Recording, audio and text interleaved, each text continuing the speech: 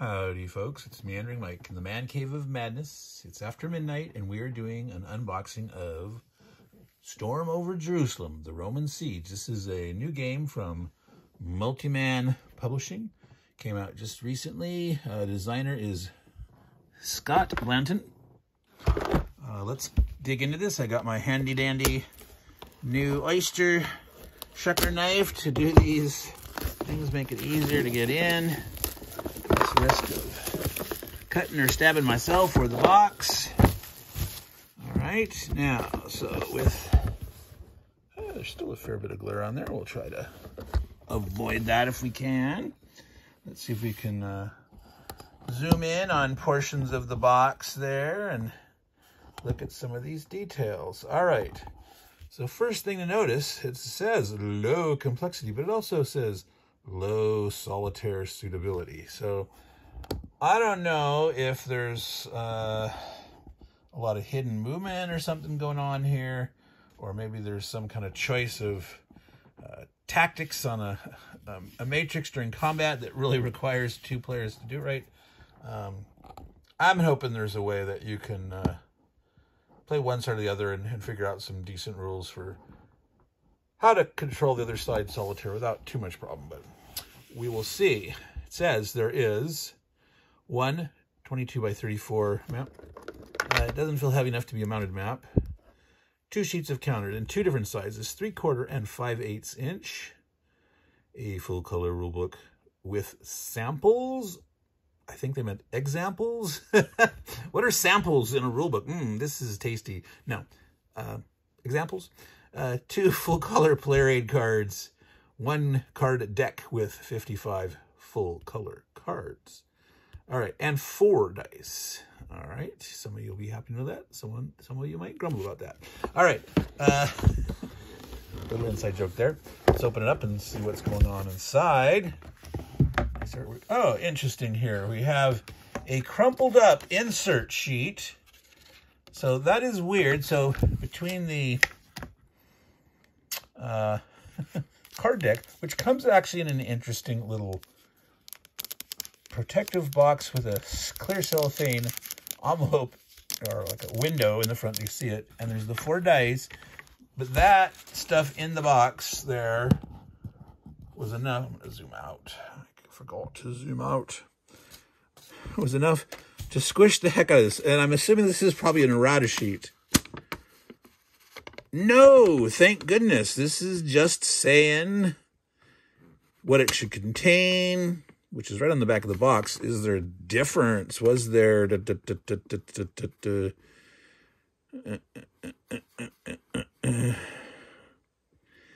basically the same information.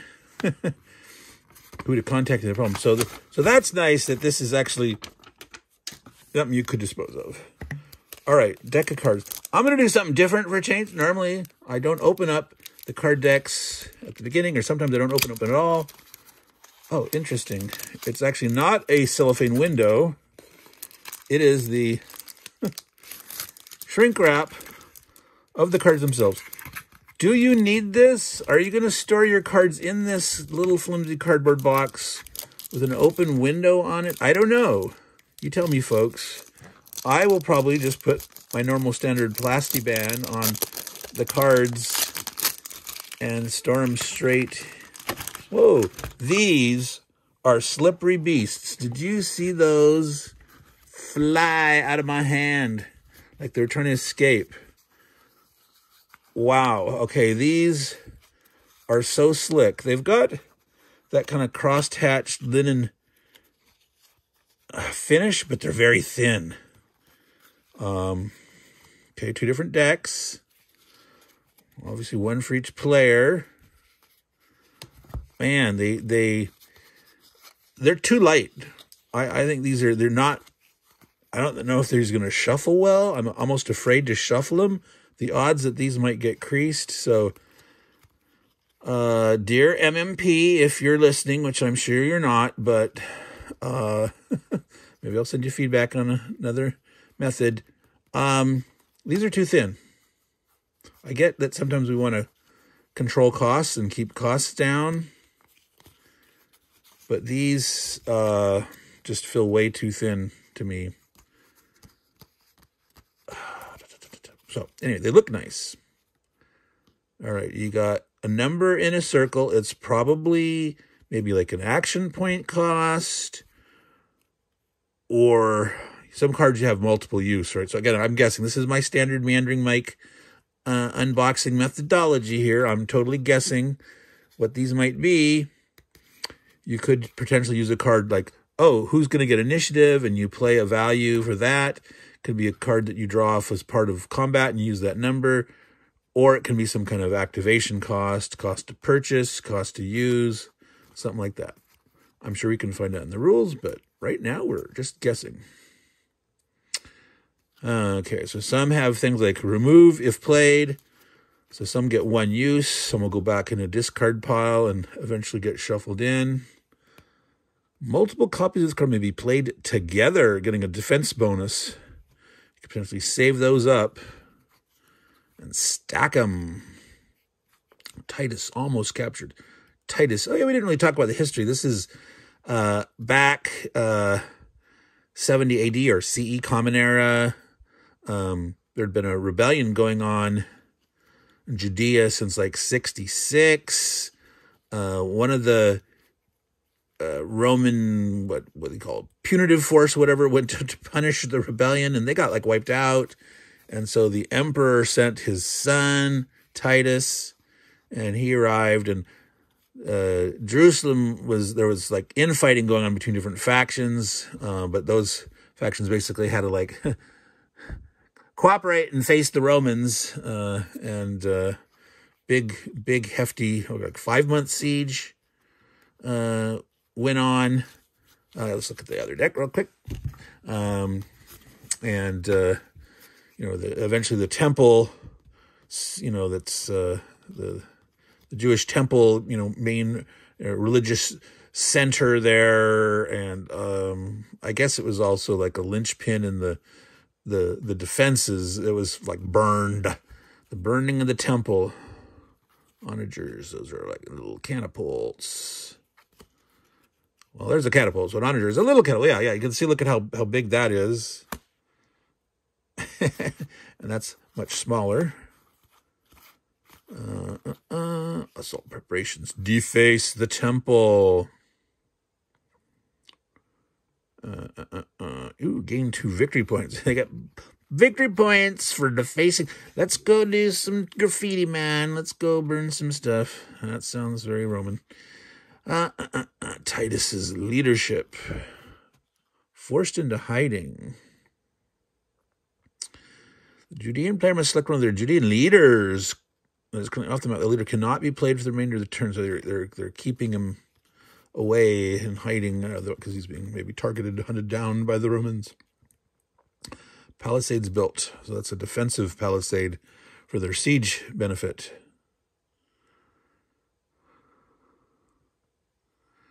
Oh, and it also sounds like increase the Judean supply restriction level by 1. So they're helping to make sure they keep a tight line around the city and making sure any supplies don't get in and stuff. Interesting. Famine. All right, so that was those cards. Set those aside. You got a nice color rulebook here. Well, let's remove the dice. 2 colors, 4 dice. All right. So that's a little shiny on there. If I can try to get an angle where I'm sure when we're looking at the pages, it might be a little better.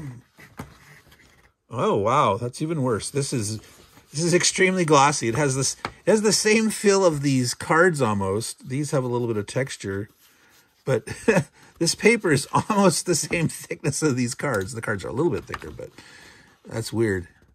Wow, look at that. I can just see those light rings on there. Maybe I should turn off my ring light nearby. And is that too dark now, folks? Wow, there's still overhead glare. Which is worse? I don't know.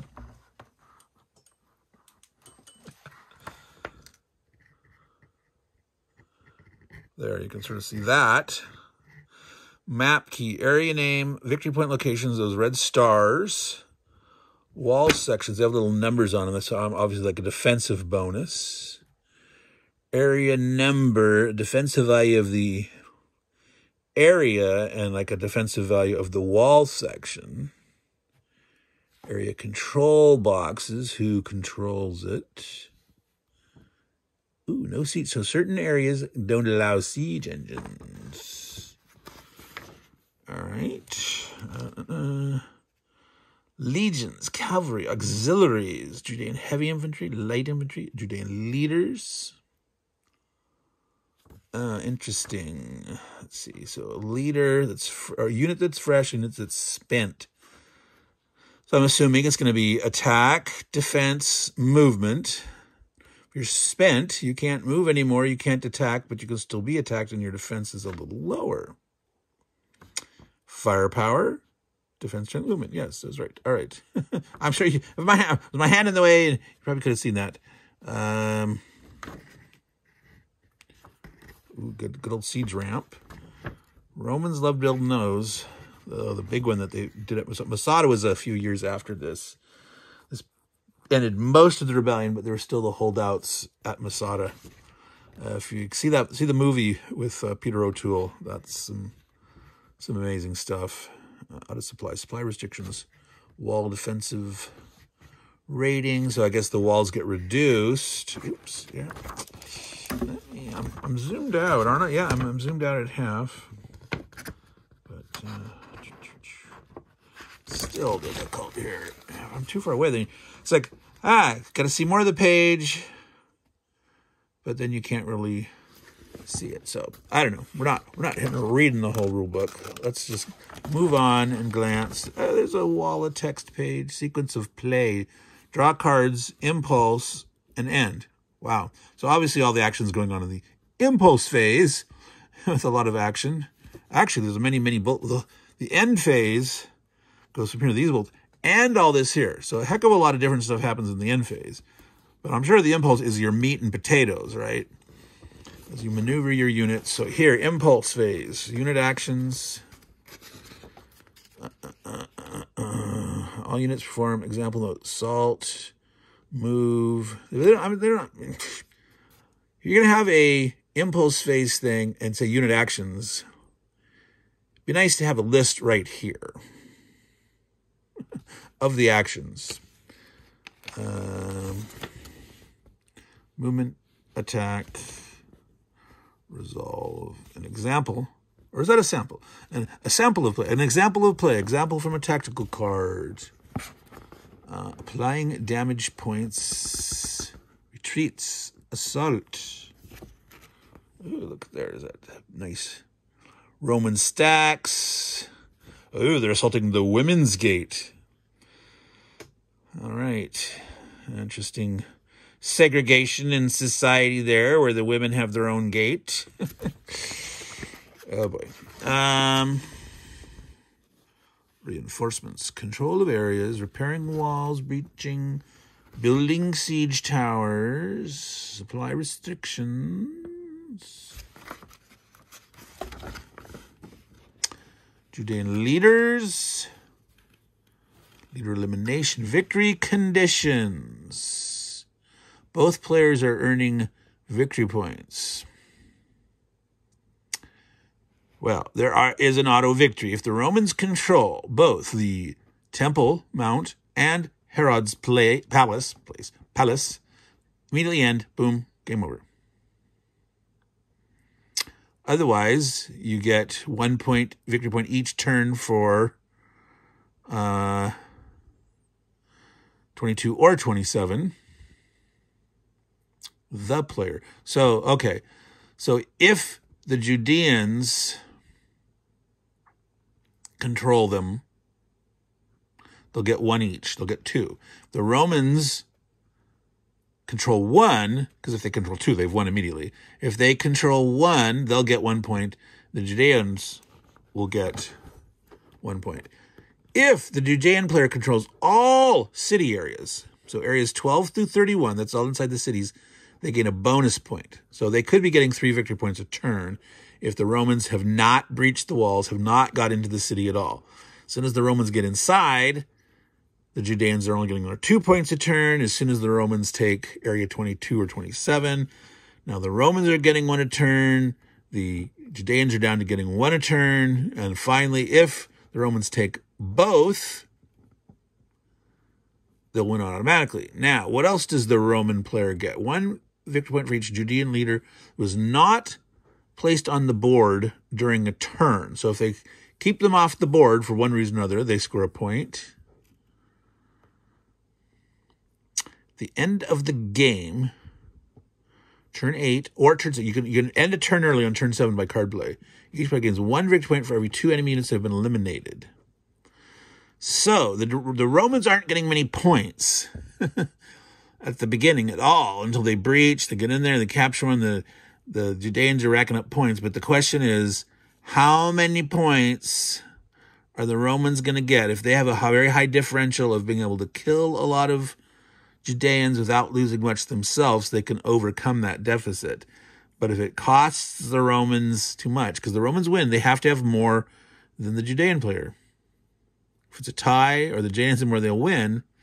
So the Romans have to either get both, or they have to be really good at mauling down Judean units without losing too much themselves. So if the Judean is playing a strategy that they're losing a lot of units to keep the Romans out, but if the Romans can kill enough, they could overcome the victory points, potentially, of the Judean player who scored those city control points. So, interesting there. All right.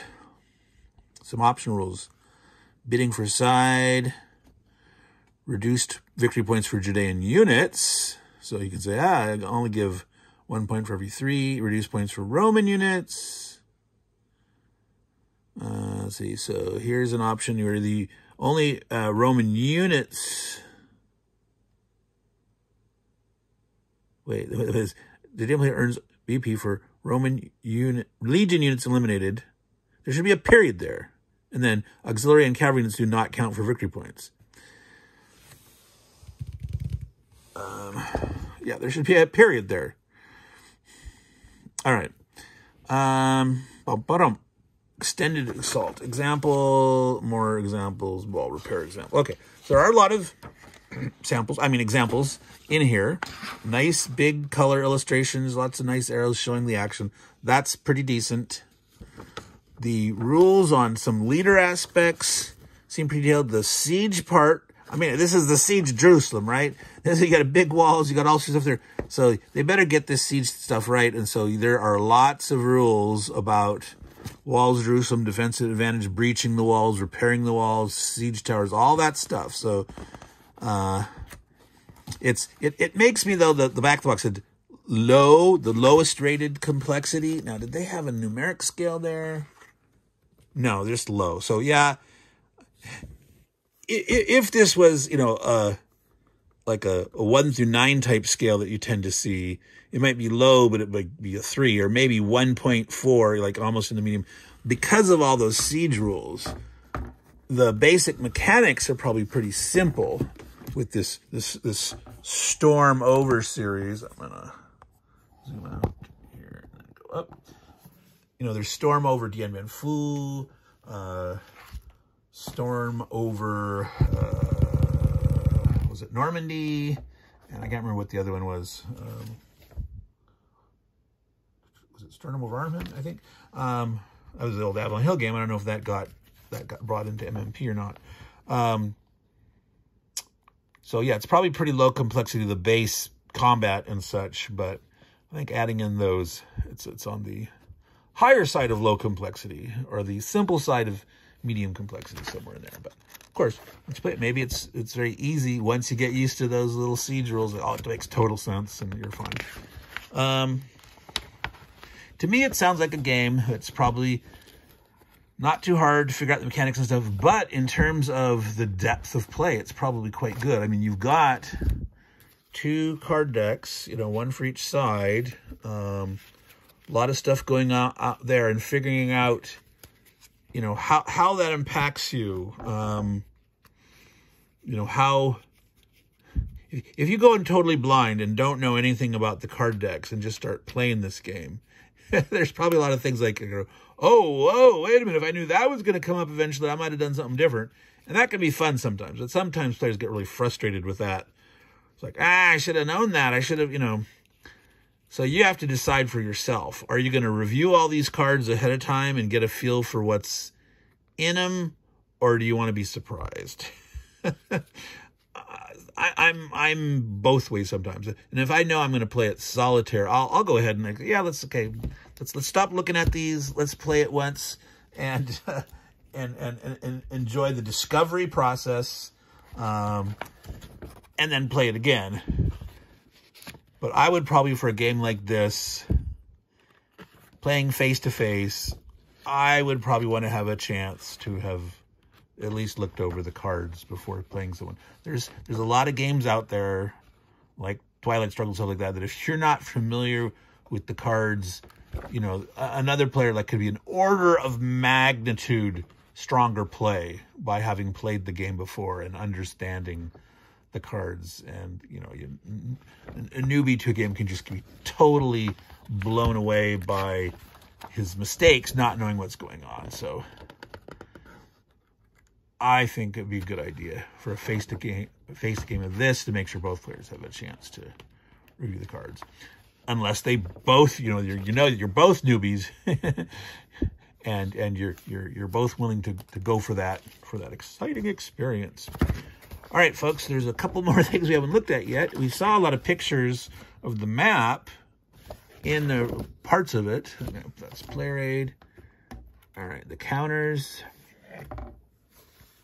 They do not have rounded corners. They do have corner nibs. They look like they'll punch out pretty cleanly. The registration looks good. They are a nice size. Now, was there two count? Yes, there was. All right.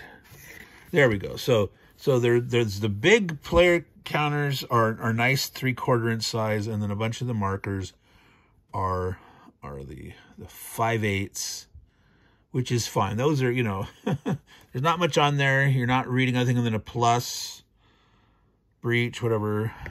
And these guys are some of the, it's a very nice, generous size. Going to be easy to see, easy to read. Great for old ailing eyes like mine.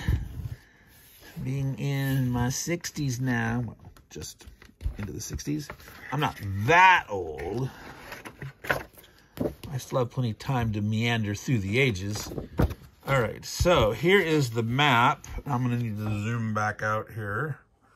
And let's see if we push this back. If we move the box pieces, well, let's see. The box piece might give it a little more stability here if I do something like that. No, wow, that really wants to tip over.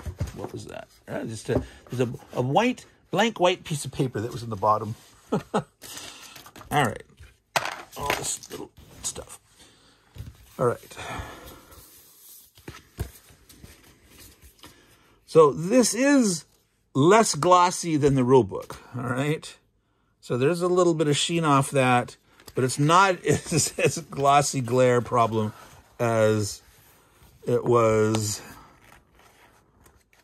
with the rulebook. All right, so that's long that way. So let's look at this in sections here. All right,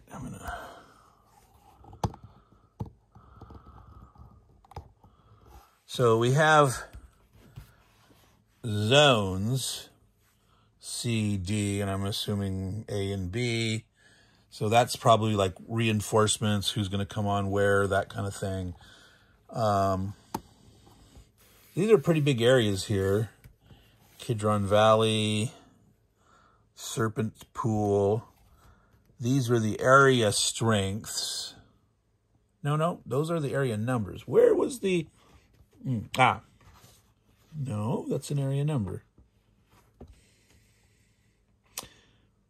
Did not the rulebook show a picture? All right, where is the rulebook? Way under the bottom here. So we've got the strength of walls plus But I thought something was pointing to a number in area boundary, defensive. All right, defensive value. All right, so that's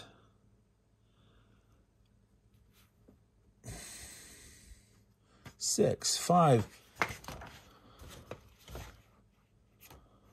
One, but that's a no. That can't be. it's a sequential number. 1, 2, 3, 4, 5, 6. There's no that. How's that a defensive value? Okay, so that's got to be baloney. It's an area number, so it's pointing to so defensive value. They must be talking about the nature of the circle. This is a thin line, and this is a line with roundy things, or what? So you'd have to actually look at the rule in there, because, wow, that was misleading. It's an area number. And this is pointing to both these things. That's a defensive value. No, that number is not a defensive value. No, no, no. Those numbers are not defensive values. Those are the area numbers. Plain and simple. So what do they mean by defensive value? If we can see it real good. This did not really have a glossary. Is that going to be in the siege? Well, they're obviously not sieging out here. You might have some. Wow. All right. I'm not going to look that up now, because there's not an easy place to go find that. There's not a glossary section. So defensive value. No, that's not a defensive value. Are they meaning, is it the color coding? Is it the color? Because look at these two different colors. So some of the ones inside the city are, see, some of these are, let's see here. Look at that. That color there is kind of a tacky, a little bit of gray to it. This is more of a yellowish tan. These are obviously an orangish, reddish, brownish, tannish, or not tannish, but orangish, reddish, brownish. So there's 3 different colors I see. So that must be what they're indicating. Those colors mean something. Also, I'm assuming the circle. Some of these, all of the yellowish areas have this, like maybe like a stockade or an extra defensive indicator of some kind, where this is just a simple line. All of the khaki ones, so over here, here's a khaki one, so they're not, it's not all contiguous zone. There's some here that are the yellowish, the plain khaki, and everything inside the city has that little, oh, there's a different thickness too. These, so all these orangish ones have a thicker line. They have 7 things. These have 1, 2, 3, 4, 5, 6, 7, 8, 9, look like about 12. So they've got more little things, but they're smaller. That's just the fact that they thickened this up and bolded it. So that's a graphical issue. But I'm guessing that that is some indication of a strength, and it's not the number. It's the color and or the border. All right. So let's look a little more up there. So yeah, so the outer wall up here leads into an area that then has another inner wall. If you're hitting down here, you're getting in here, you're hitting this wall and you're right into stuff. You're into meat. Whereas here, so you're probably assuming the Judeans are going to be defending this area much more heavily. And I guess certainly the temple. The temple is supposed to be the key linchpin of their defense. So this this side must be stacked. Etonian fortress. This might be a little more lighter defended, but you collapse in on this part. So that'll be interesting to see. All right, so that is the map, folks. Okay, no siege weapons here. So this area that looks like to be some rivers or streams. These might be like, I don't know if we're ridges or wadi. The little like dried up riverbeds or not. Can't tell. But this would be much tougher, more hilly, gully, whatever. So these areas here can have siege weapons. These can't.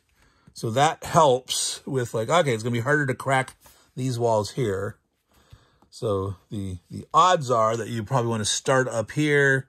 Well, even this one doesn't, all the way up to there. So from here, Mount Scopus, Helena's Tomb, the Woman's Gate, Northwest area, Tower of Psiphinis, Tower of Feso.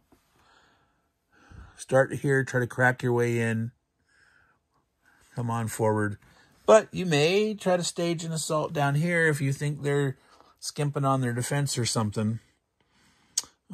So that'll be part of the fun of the game. And that's probably part of the why it's not solitaire friendly, because the Judeans probably get to maneuver their stacks with maybe like a covering marker on the top or something that you can't look at the stack. Or I don't know. We'd have to find that out. But, all right. We are over 30 minutes. We've taken a look at all the components. It's not a double-sided map. Sometimes there's like, oh, is there some, like another version on the back or something? So that's a pretty decent map. I like the look of it. It's glossy, but not too glossy. You can see, you know, a little bit there, but that's nowhere near as much as it was of that thing. Look at that glare.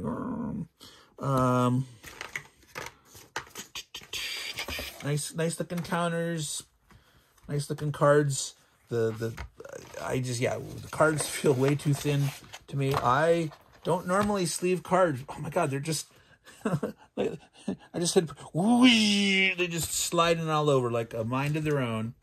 I will probably end up sleeving these. I don't normally sleeve cards, but this sounds like it's going to be worth sleeving these guys to keep them from sliding away. All right, so that was Meandering Mike, meandering all over the place, having taken a look at Storm over Jerusalem. All sorts of glare on the box there. Oh, it doesn't want to cooperate. Anyway, we will put this one up with little to no glare. Wow, it just does not want to obey. All right. So there we are. Yeah, this would be a fun one to get to the table soonish, but let's see, maybe in July. Maybe in July. Got stuff going on the channel. If you're watching this and it's still in the first week of April, I've got a game giveaway going on the channel. You can find that video relatively easy. I've got a playlist on the giveaways. You can always find it there, or just search on the channel. Put in giveaway, one word. Giving away 3 games. There's 2 mystery games in boxes that you can sign up for that prize pool, and I'm going to draw 2 tickets. Or there's a pool where there's only 1 game giving away, but you're going to get a choice. You can see which games are available there, and if you win, you pick one or the other. So you obviously can have more odds to win if you go for the random game. But right now, so many more people have signed up for the random that it's actually better odds to win if you do the pick and choose right now. So if you're new to the channel, you might want to go over there. You know, you subscribe, you watch the video, like it, you comment and say whether you want to do the random mystery giveaway or if you want to do the pick and choose. And right now, your odds on the pick and choose aren't bad. Only 3 people have signed up with it. So if you signed up right now, you have a 1 in 4 chance of winning that. Where there's like 12 people that have signed up for the other game, or 14 or something like that. But there'd be 2 trogs there, but still, you'd only have like a 1 in 7 chance of winning. So anyway, that's Meandering Mike, Man Cave of Madness, Storm over Jerusalem, game giveaways, all that cool stuff. So all you good folks out there, take care and ciao.